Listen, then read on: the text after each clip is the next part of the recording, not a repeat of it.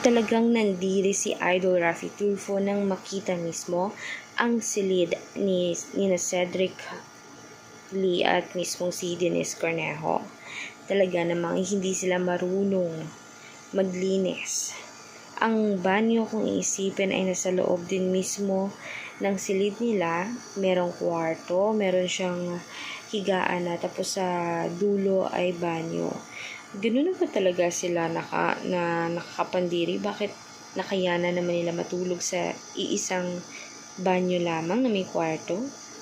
Ang dami nga nagpupuna dahil laki naman siyang mayaman sa kanyang pamilya.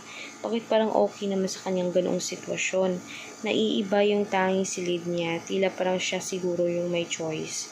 At lagi naman siyang inuunawa ng mga pulis doon, lalo-lalo na ito si Cedric Lee kasi nga business owner din siya, businessman siya. Malapitin siya sa mga mayayaman. Siguro ay baka ipinapakitang tao lamang na ito. Pero gayon pa man, dahil nga natutuwa pa siya, every may camera natutuwa siya, hindi niya pinapakitang sad siya. Tila parang may kakaiba. Siguro nga binibigyan sila ng special treatment. Kung kaya't parang okay lang sa kanya na kahit pa paano ay makulong muna sila. Pero parang sinisigurado naman niya na i-manage mismo ng lawyers niya na makakalabas siya.